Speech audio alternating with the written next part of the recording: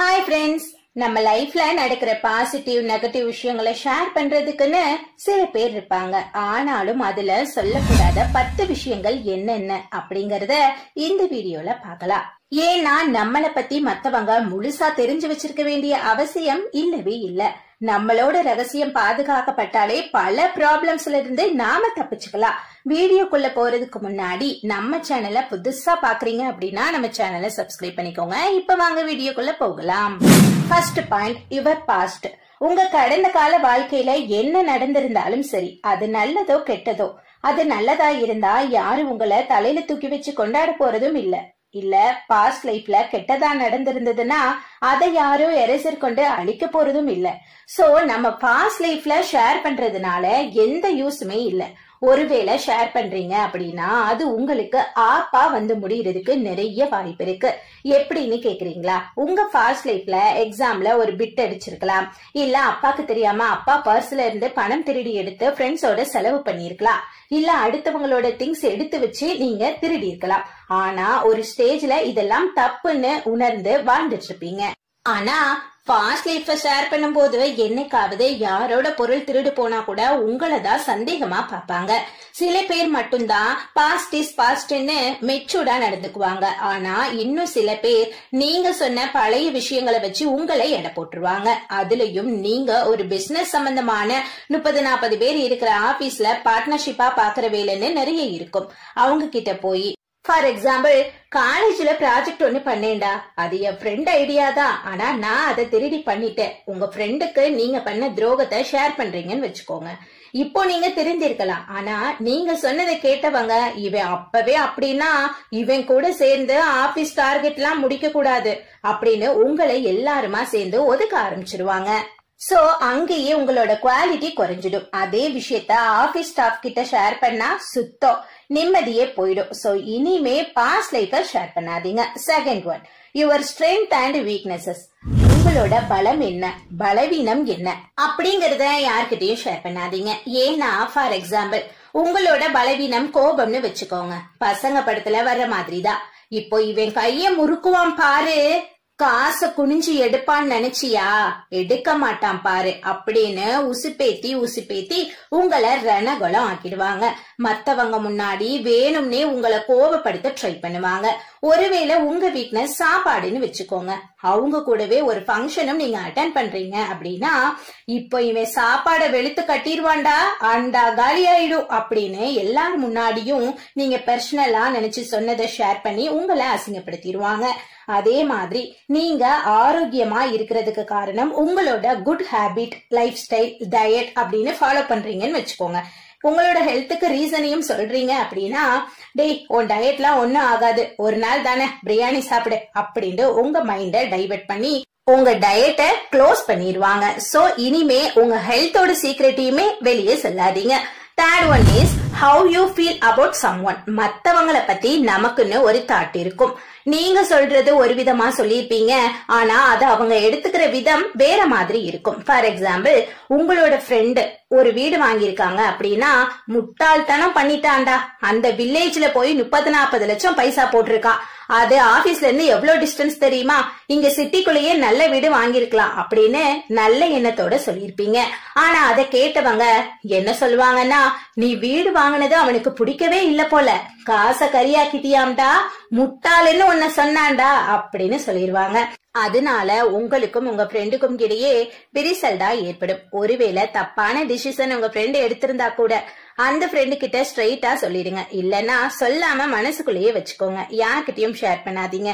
மத்தவங்களை பத்திய நம்மளோட கருத்துக்கள்ல சொல்லாம இருக்கிறது தான் நமக்கு safety. Fourth one is some people that you dislike. ஆளை பாரு, அவனும் அவன் மூஞ்சியோ, இவனை பார்த்தாலே எனக்கு கடுப்பாகுது, இவன் எப்படி சீன் போடுவான் தெரியுமா, ரொம்ப ஆட்டிடியூடா நடந்துப்பா அப்படின்னு மத்தவங்க கிட்ட உங்களுக்கு பிடிக்காதவங்கள பத்தி சொல்றீங்க அப்படின்னா உங்க தலையில நீங்களே மண்ணவாரி போடுற மாதிரி. ஏன்னா உங்களுக்கு பிடிக்காதவங்க மத்தவங்களுக்கும் பிடிக்காம இருக்கணும்னு எந்த அவசியமும் இல்ல. நீங்க குறை சொல்றவங்க நேரா உங்களுக்கு பிடிக்காத கேரக்டர் கிட்ட பழகினவங்களா இருந்தா அவனை பத்தி அப்படியெல்லாம் பேசாத, அவன் நல்லவன்தா அப்படின்னு சொல்லிட்டா பரவாயில்ல.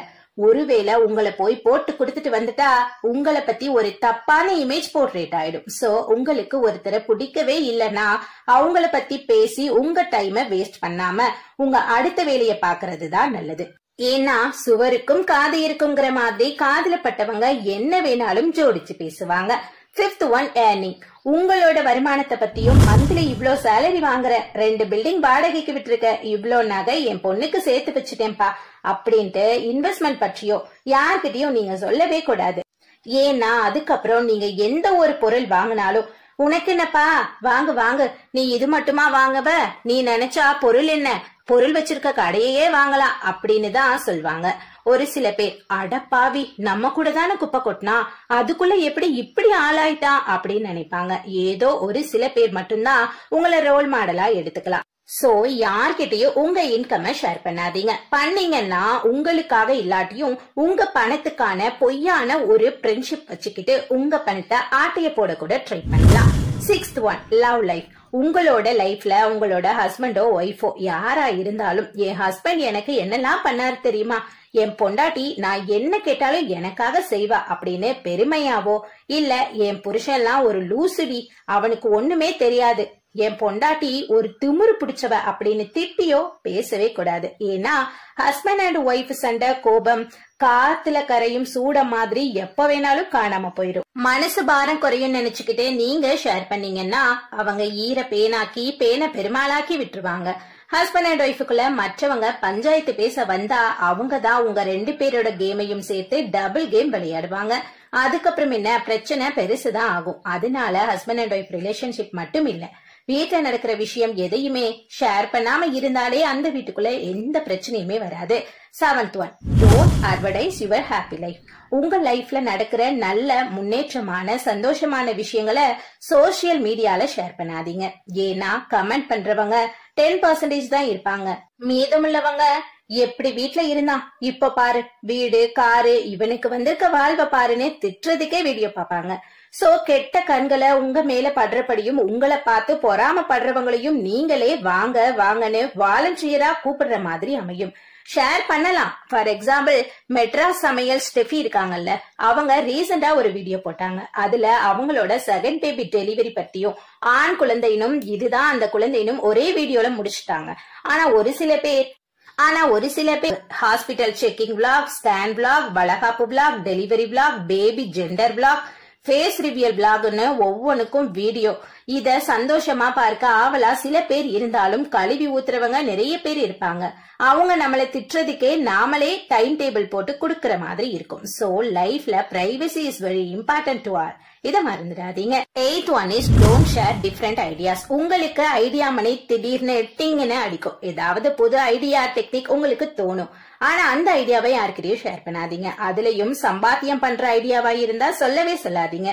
டேய் அதெல்லாம் இந்த காலத்துல எப்படிற, அதெல்லாம் சரியா வராதுடா அப்படின்னு உங்களை டைவர்ட் பண்றதுக்கு ட்ரை பண்ணுவாங்க. ஒருவேளை உங்களுக்கு வயசே ஆயிடுச்சு ஆனா புது நல்ல ஐடியா இருக்கு அப்படின்னா உங்களால அதை செயல்படுத்த முடியாத பட்சத்துல உங்க விருப்பத்தோட நீங்க மத்தவங்களுக்கு சொல்லி கொடுக்கலாம்.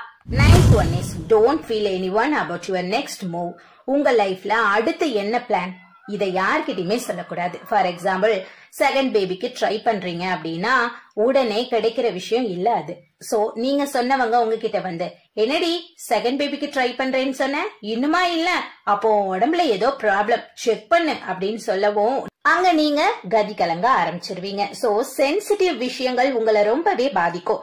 அப்போ நம்ம உடம்புல என்ன பிரச்சனை ஏது பிரச்சனைன்னு யோசிச்சு இல்லாத ஒரு நோய ஸ்ட்ரெஸ்ஸா நீங்களே வரவழைக்கிற மாதிரி ஆயிடும். அதே மாதிரி சைக்கிள் வச்சிருக்கவன் பைக்குக்கு ஆசைப்படுவான், பைக் வச்சிருக்கிறவன் கார் வாங்குவான். சொசைட்டில இதெல்லாம் நார்மலா நடக்கிறது தான்.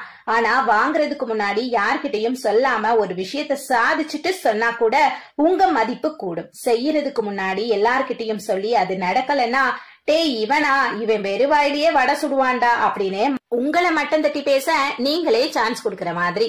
10th one is never ever share the secret. உங்களோட சீக்ரெட்டை யார்கிட்டயும் ஷேர் பண்ணாதீங்க.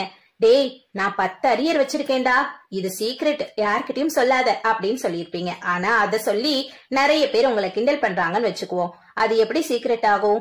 உங்களாலேயே உங்களை பத்தின விஷயங்களை சீக்ரெட்டா வைக்க முடியலன்னா மத்தவங்க உங்க விஷயத்த சீக்ரெட்டா வைக்கணும்னு நீங்க எதிர்பார்க்கறது தப்பு.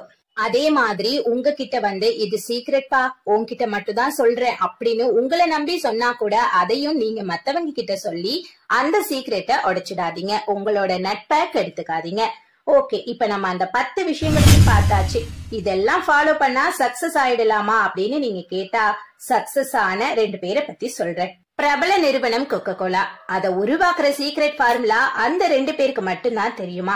அவங்க 2 பேரும் ஒரே பிளேன்லயோ ட்ரெயின்லயோ ஒன்னா டிராவல் பண்ணவே மாட்டாங்களாம். 2 பேரும் பயணிக்கிற வண்டியில ஆக்சிடென்ட் ஆயிடுச்சு அப்படின்னா 2 பேரும் இறந்துட்டா ஃபார்முலா போயிடுமே. அதனாலதான் அவங்க யுக்திகளை எவ்வளவு சீக்ரெட்டா வச்சு சக்சஸ் ஆயிருக்காங்க பாருங்க. இந்த வீடியோ உங்களுக்கு பிடிச்சிருந்ததுன்னா கண்டிப்பா வீடியோவை லைக் பண்ண மறந்துடாதீங்க. மேலும் நிறைய வீடியோஸ்க்கு நம்ம சேனலை சப்ஸ்கிரைப் பண்ணிக்கோங்க. நன்றி.